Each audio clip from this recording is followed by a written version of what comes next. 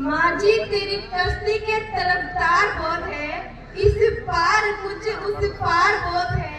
जिस शहर में खोली तूने शीशे की दुकान, उस शहर में पत्थर के खरीदार बहुत है, उस शहर में पत्थर के खरीदार बहुत है। मंदिर में दाना चुग चिड़िया, मस्जिद में पानी पीती है। यहाँ ईसा मसीह की गाथा और बुद्ध के उपदेश घर घर सुनाए जाते हैं। जी हाँ, मैंने सुना है या राधा रानी की चुनरी कोई सलमा बेगम सिलती है। फिर क्यों हो गए हम यूं जुदा जुदा, फिर क्यों हो गए हम यूं जुदा जुदा कि आज जोड़ने की बात होती है, आज जोड़ने की बात होती है। सम्मानित मंच, निर्णायक मंडल और समस्त श्रोतागणों, मैं कविता लोहार बीएड फर्स्ट ईयर में अध्ययनरत हूँ और आज मुझे आप सबके समक्ष मेरे वक्तव्य को प्रस्तुत करने का मौका मिला और मेरा विषय है राष्ट्रीय एकता और एकजुटता। मैं इसकी शुरुआत रावण के किस्से से करना चाहूंगी कि रावण जब युद्ध भूमि में मृत्यु की कगार पर था, तब उसने श्री राम से कहा कि मैं आपसे बल में, बुद्धि में, छल में, कपट में, सब में श्रेष्ठ हूँ, लेकिन आपकी विजय हुई क्योंकि मुझ में और मेरे भाई में एकता नहीं थी। अब आप समझ ही गए होंगे एकता की महत्ता, एकता का महत्व। आजकल के युवा जिनके कंधों पर होती है राष्ट्र निर्माण की जिम्मेदारी, वो युवा किसी मुसीबत में फंसे इंसान की मदद की बजाय उसके साथ सेल्फी लेकर लाइक बढ़ाने में लगे रहते हैं। 4 बोतल वोद का काम मेरे रोज का ने भारत के भविष्य को तबाह कर दिया है।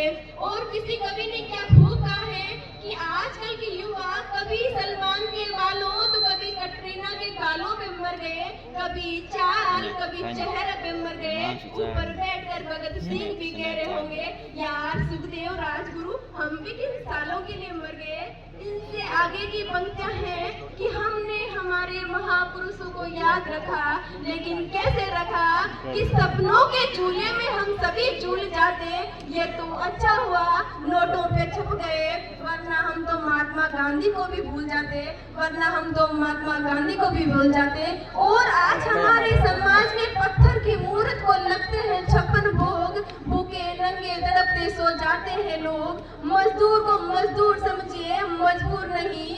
गरीब को काम दीजिए, दान नहीं। अगर दान देने के इच्छुक है तो जीते जी रक्तदान दीजिए और मरने के बाद अंगदान देकर किसी मरते हुए को जीवन दान दीजिए। यही सच्ची राष्ट्रभक्ति है, यही सच्चा राष्ट्र प्रेम है। और एक वैचारिक बीमारी मुझे मेरे समाज में नजर आती है।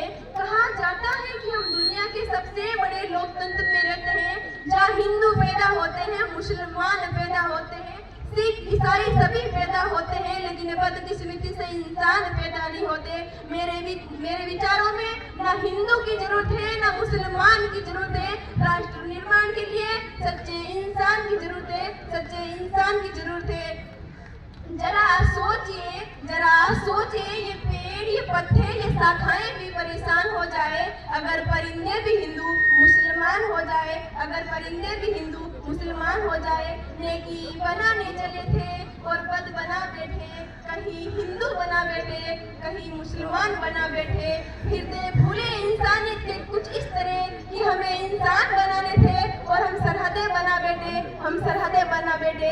अंत में मैं कविता के साथ अपनी वाणी को विराम देना चाहूंगी कि मैं भारतवर्ष की बेटी हूँ, हर किसी से डर नहीं सकती। मुझे मालूम है मरने से पहले मर नहीं सकती। जो कायर होकर दुश्मन के आगे सिर झुकाता है उसे मर जाऊंगी, लेकिन नमन में कर नहीं सकती, नमन में कर नहीं सकती। जी हाँ, बदल कर आंसुओं की धाराओं में मुस्कुराती हूँ, जगाती ओज की धारा में बहुत सुख चैन पाती हूँ।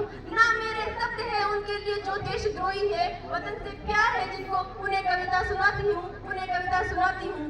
हम अपनी अंगुल काटकर ऋषियों के चरणों में अर्पित करते हैं, बचपन तक अपना अक्षर शौर्य को समर्पित करते हैं। सिकंदर की शमशीर को झुका दी भारत के फौलादों ने, शासन को नाकाम कर दिया एक वीर आजाद ने, जगत को हिला के रख दिया कोली साइना नाम ने, इतिहास बदल के रख दिया अपने चाचा कलाम ने। देखो कितने वीर हुए हैं मेरे हिंदुस्तान में, जहाँ हर एक बच्चा उठकर बोले हम वीर हिंदुस्तान के it. Don't cling